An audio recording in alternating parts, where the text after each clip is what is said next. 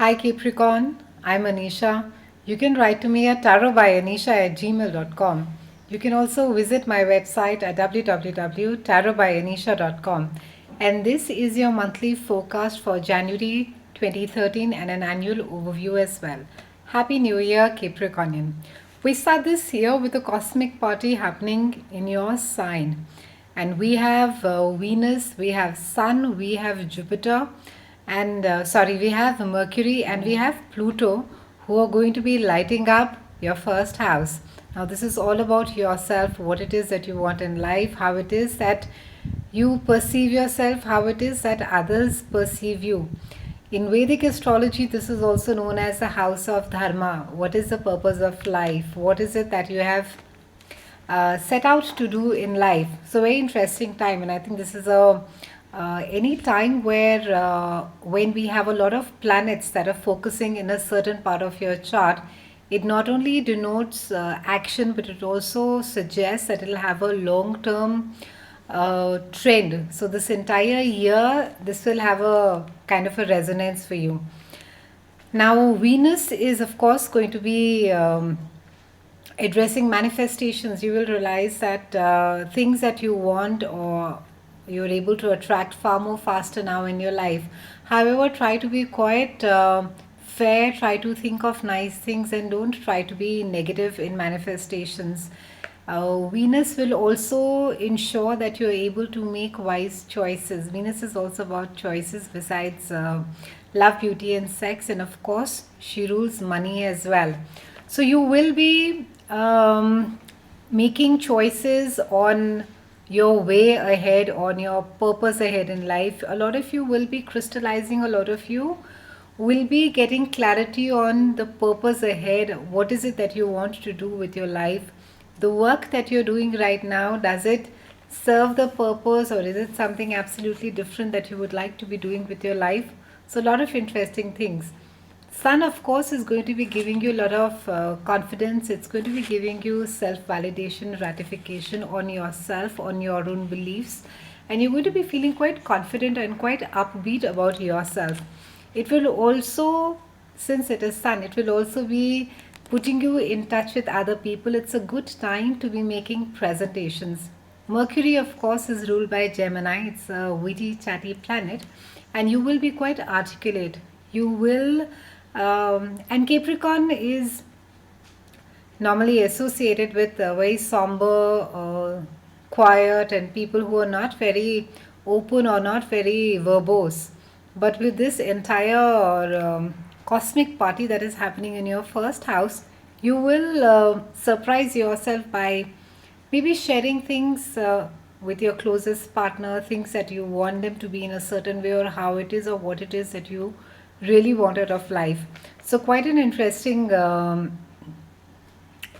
of it over here. Also, we have Pluto. Of course, Pluto is the planet of truth and transformation, and Pluto is going to be forcing you to be speaking the truth. It will also make you look at certain things. You may realize, and since we are talking about your first house, you may realize that there are certain things about yourself that need to be changed, that need to be transformed, and you may not like them. This is also a time where you will be seeing others, especially relationships, for what they really are. And I think besides the accepting part of it, again, the key out here is transformation. You need to be changing, Capricornians. Don't sort of keep looking at the environment, keep looking at the other people and saying, either someone is out to get me, or there's some secret agenda that is happening, or that you keep getting offensive or defensive at the slightest provocation. So, with Pluto and Plutonian, lessons are like that. They're quite unexplained lessons which don't have much logic most of the time, but it will make you realize about yourself, maybe certain aspects as to how it is that people perceive you. You will, maybe all along you have sort of had we all have a notion about ourselves as to how it is that we are looked at socially, and of course, half of it is what we believe, and the rest half you always think that someone is sort of really packaging it up and uh, you know um, dramatizing it. But I think this time, beginning of Jan, you will realize that there are certain facets to your own personality which are not so desirable. It would be good to sort of, and like I said, there is all the planetary support that is there. It's a good time for change. Now, Mars is there in your second house, and Mars is a planet of action, he's a planet of energy, he's a planet of movement. And your second house covers your earned income. It is how it is that you not just supplement your income, but what is your sense of security? How it is that you view your wealth? How is your wealth shared? It also speaks about wise investments. It also speaks about growing your wealth by consistently working at something. So, your financial security at this point of time is quite critical to you, Capricorns. I think you will be quite consciously be not just growing your wealth, but you will also be seeing as to how it is being invested. It also speaks about real estate. Now, second house also deals with how it is that you share your wealth. If you have it in abundance, are you still sharing it, or with people who need it, or friends, colleagues, or are you just busy hoarding the money away, and there is no sort of giving back? So keep that in mind, because the laws of universe are such that if you do not share what you should be sharing, it will be taken from you without your consent, whether it comes as a form of a expense, an unforeseen expense. Mars is going to be asking you not just to share your finances, but also to be sharing the knowledge that you have, which is a wealth in itself. And that is a lot of times we are willing to, especially at our workplaces, we are willing to buy somebody a cup of coffee, but we are not happy to sort of share the information or let other people grow as well. So it's very critical over here that you have the richness, you have the wealth of the knowledge. It's very important that starting this year, and like I said, this train carries on for you for the entire year. Mentoring for some of you will be quite key, will be the key. That is how you will grow as well. So stay tuned to the needs of the others. Share your wealth and let it multiply, Capricorn. Now, Saturn has been there in your 11th house since October 5th, 2012, and she carries on being there till October 2015, and it's 2.5 year period where Saturn is there. And Saturn is going to be teaching you lessons, and it comes with all the seriousness. And for you, I think this is not very difficult, because Capricorn is ruled by Saturn. So Saturn is quite comfortable being there in your house. And your 11th house covers long distance travel. It speaks about community, it talks about interactions. It also speaks about your perceptions that have got formed through the experiences that you have had in life while growing up. Now, Saturn is a feminine energy, even though from all the characteristics of the planet Saturn, that is their heavy duty responsibility, the somberness, the seriousness, the teaching of lessons, one naturally assumes that it would be a male energy or a daddy planet. But Saturn very much is a mommy planet, and she will be sitting there in this part of your chart, and she will be ensuring that you learn these lessons every time that a Saturn moves into a part of a chart. Yes, Saturn never really leaves your chart, unfortunately or fortunately. She merely shifts her gaze from one part of the chart to another, depending at which part of the life you need focus on at that particular point of time. So Saturn is going to be ensuring that you learn the lessons well. You will learn as to how not just to interact with people, but also how it is that you manifest through thought, and also through group processes. I think there's a lot of focus that is there on not just group activities, but working in teams. It is about collaboration, it is about co-creation. It's very easy, Capricornians, to be running solo, but the key again over here is as to how it is that you are making others run with you. I think that is a very important thing. Now, the 11th house also covers your friendships, and how it is that we support each other in completing our dreams, our goals, our desires. So you will be also seeking a lot of like-minded people. You will be, whether it is exhibitions, conferences, events, where you will find people either from your industry, or it could also be, like I said, similar thinking people. And through this, either you will be able to fulfill a dream of yours, or you will help somebody fulfill their dream or their future goal. It's about the creativity that emerges from the self. The 11th house is more on the collaborations that get formed, and a lot of lessons to be learned in this house regarding friendships. I think you will be letting go of a lot of, not a lot of, at least some of friendships that have served its purpose. Also, the newer friendships that you form, much to your surprise, even though you could be at that stage of your life where you think that, oh, I'm too old to be making friends now, but you will be forming new friendships. And again, this has to do with like-minded people.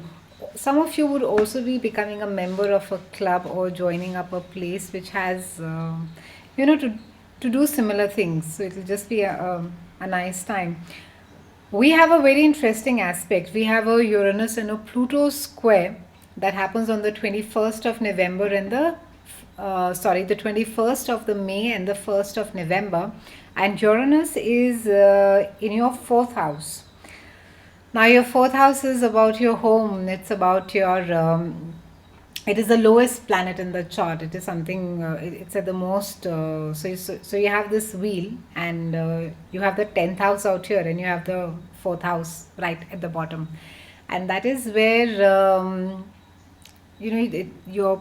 it's your most private personal space. It's your root. It's your foundation. It is with whom you share your space.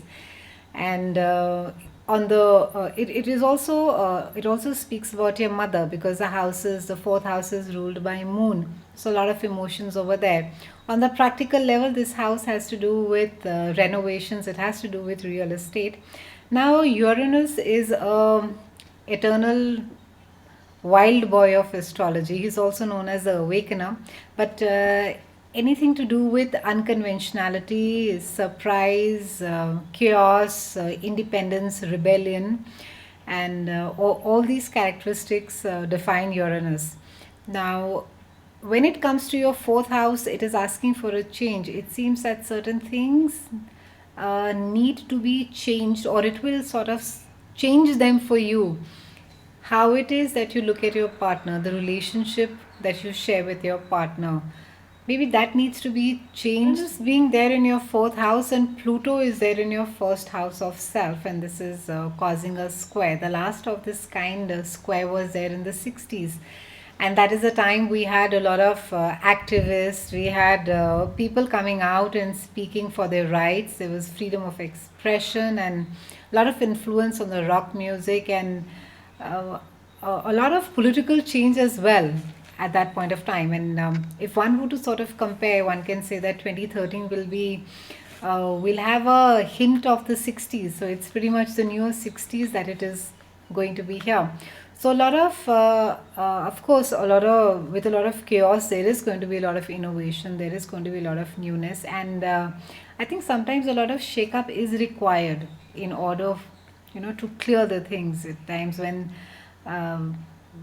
the defenses become so huge that you're not able to sort of get across your communication. At times it's important that there is an upheaval that happens, so everything gets cleared. So this time it's speaking about, with this square, it's talking about your security, what it is that you relate your security with. While growing up, what was the nurturing like, since it has to do with your mother, how it is that nurturing was perceived. For some of you who had maybe very critical parents or very dominating parents, maybe the security was lacking over there. The home was not really a refuge. And now that what it is, it has made you of your all those experiences. And today when you look back at it, how it is that you define your emotional security, how it is when you look at your partner, what it is that it reminds you of. They could be it is a slightly complex and a little deeper study, but I think this again will be having a trend over the entire year as well, and it's going to be quite a powerful square. It will be affecting importantly cardinal signs more than the rest of the signs, and though of course it will to a certain degree do affect all, there seems to be a lot of issues that are there that need to be sorted out, and you need to be looking at the patterns while growing up, Capricorn, what it was, what is the kind of childhood that you had, what is the kind of environment that was there when you were growing up, how it is that was the relationship with your mother. And I'm not talking about your current relationship now, I'm talking about the time when you were growing up. What was it that was there? Were you very scared as a child? Were you, and of course, this does not apply for everybody. This especially applies for those of you whose ascendant moon and sun is there in Capricorn. So, uh, the square will surface all these things. But the good thing about it is, like I said, Pluto is about truth and transformation. So Pluto is going to be making you look at these aspects about your home that need to be transformed, that need to be changed. So don't shy away from things and saying, oh, it's quite all right, because the influences of the early childhood are what form the deep base for the self. Fourth house being the house of Cancer, we tend to put a shell around us. We get very defensive. We do not want to share our most intimate wishes, desires, secrets, because we fear rejection, because that is what happened to us first time when we try to share things. So, and also even your reactions, how it is that you react in your closest relationships, how it is that you react when you get closest to somebody. Is it easy for you to forgive, or do you tend to carry on with a vengeance and you keep harboring these misgivings in your head, even despite saying that, oh, I have forgiven and I have moved on? And I think it's very, very important, Capricorns, that you address this as we begin the year. It'll do you really good. So this house is really full of gifts and challenges at the same time, and a lot of lessons, I think, which is a good thing. This kind of questioning can lead to the deepest kind of growth. Try to embrace everything and go with the change, or rather, be the change. Now, Neptune is there in your third house. That's lovely, because Neptune as a planet is inspirational. Neptune is it's dreamy, it's a watery planet, and also it brings about a lot of haziness. It's a lot of idealism, some amount of escapism over there. And your third house has to do with your learning. So, again, what it is that you learnt as a child, what it is, how much of a truth does it have, how it is that you perceive relationships to be. There's a conditioning around the way that you look at people, the way you look at relationships, the way you look at your business partnerships, is because you have been told not to trust, is the reason why you look at everybody with a lot of suspicion. This also has to do with higher education, this has to do with your neighborhood. So a lot of you who would be wanting to pursue a high degree, or you want to learn something, maybe spirituality or philosophy, quite interesting. So I think this would be quite a nice time to be picking up that degree. And Neptune takes about 14 years to pass through a sign. So he's going to be there in this part of your chart for quite a long time. And I think by now you would have got used to the Neptunian energy, so to speak. But try and keep your feet on the ground and your head in the clouds. Keep that in mind. And Neptune is going to be making you more spiritual, more dreamlike. You could be inspired to be doing some nice charity work, or reach out. Neptune could bring about some amount of confusion as well. Neptune was named after the Roman sea god, and the depths of the sea have all those mysterious things, which are quite unexplainable. So things may not be what you perceive them to be. So take another closer look before you decide. And this again, like I said, it has to do with learning for the higher mind. It has to do with education. It has to do with interacting with people. So try to be as articulate as possible in your conversations, and try to Say things as they are. Try not to sort of send out mixed signals over here. Full moon towards the end of the month, and it is focusing on partnerships. It's focusing not just on business partnerships but also on personal partnerships. It is again how it is that you communicate. It is how it is that you share information. It is how it is that you share a part of you through communication. Are you being transparent? Are you being open? Are you willing to put down your defenses and share things, communicate them effectively to your partner? Also, at the business partnerships, are you being fair, and are you being articulate, and are you being transparent enough in your communication with your business partners? Try not to get too rigid, Capricornians, at this point of time, that no, I will let them figure it out themselves and I'm not going to be sharing information. Transformation and change and embracing the change are the key things for you this year, Capricornian. Have a brilliant January. I'll see you again in Feb, and thank you so much for watching.